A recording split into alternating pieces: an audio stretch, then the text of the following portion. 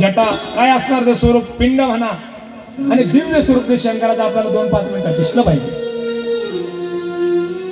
ध्यान झाल्यानंतर ज्या सद्गुरूमुळे संतामुळे आपल्याला हा मार्ग दिसला त्या गुरुचं स्मरण करायचं आणि दर्शन करून मग आपण अंतरून सोडायचं. नंतर टॉयलेटला जायचं. सांगावं लागलं देवी ते काही सांगायची गरज नाही. दंत धावन करायचं. दंत धावन म्हणजे दात घासायचे. दात घासणं झाल्यानंतर आंघोळ करावी आणि आंघोळ झाल्यानंतर सुजी सांगतात शिवाची पूजा करायची ना, धूत वस्त्र म्हणजे धुतलेलं वस्त्र घालायचंय, तेही पांढरं वस्त्र अंगात घालायचं आणि पांढरं वस्त्र परिधारण केल्यानंतर कपाळाला गंध लावायचा. काय लावायचा? तोरा हो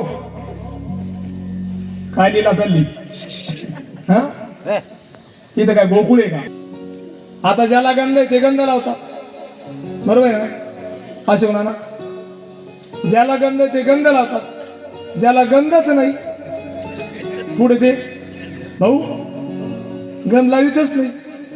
बरं काय केलं आपण? म्हटलं गंध लावा ना. नको नको महाराज. म्हटलं का? लय लाज वाटते म्हणे. कशाची लाज वाटते? आप्पा काका गंध लावायची. त्याला म्हटलं गंध लावायची काय लाज आहे? नाही म्हटलं मी जर गंध लावला ना लोक मला बुवा म्हणतील. म्हटलं मग तू काय बाई आहे का? काय विचित्र लोक काय कारण सांगतात. एखाद्याला आपण म्हणा माळ घाला, नको नको लय लाज वाटते. म्हटलं माळ घालायची काय लाज आहे? म्हटलं मी जर माळ घालतील लोक मला संत म्हणतील. म्हटलं मग तू काय राक्षस आहे का? काय विचित्र लोक कारण सांगतात.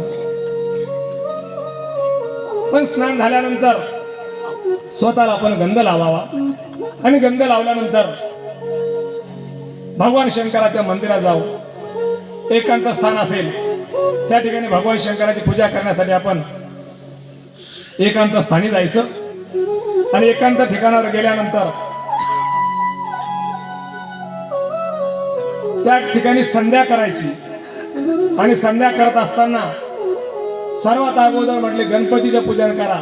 शंकराच्या मंदिरात गेला तुम्ही गणपती राहतो. पहिल्यांदा भगवान शंकराच्या पूजनाच्या अगोदर संध्या करायची आणि नंतर मग आपण गणपतीचं पूजन करायचं. गणपतीचं पूजन केल्यानंतर त्या गणपतीला वंदन करा, नमस्कार करा.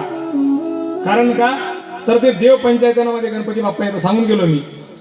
आता 5 पंचायत देव पंचायत, गणपती गणेश पंचायतन, विष्णू पंचायतन, शिव पंचायतन, जगदंबा पंचायतन आणि सूर्य नारायण पंचायतन. मग अशा या पंचायतन देवताचे सगळ्यांची पूजन करायचं आणि हे पूजन झाल्यानंतर त्या ठिकाणी भगवान शंकराला असणाऱ्या पिंडीचा आपण अभिषेक करायचा. आता अभिषेकाचं तुम्हाला 5 वस्तू लागतात हे माहितीच आहे की नाही?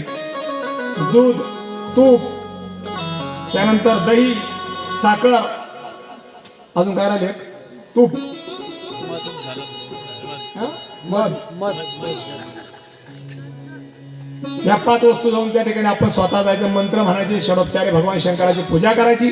पूजन केल्यानंतर शुद्ध असणाऱ्या पाण्यानं ती पिंड धुवून काढायची.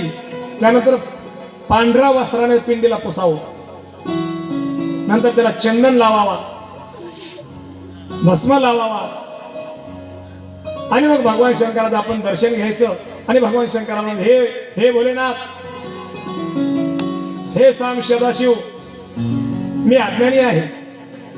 माझ्याकडून पूजा करता करता काही जर कमी जास्त झालं असं चुकलं असेल भोलेनाथ मला माफ करा असं म्हणून भोलेनाथाचं आपण दर्शन घ्यायचं आणि मग घरी यायचं. आता याच ठिकाणी आपण पूजा पूर्ण करू आहे की नाही? काही लोकांना पूजा करता करता समाधी लागायला लागली, शंकराजवळ पोचायला लागले.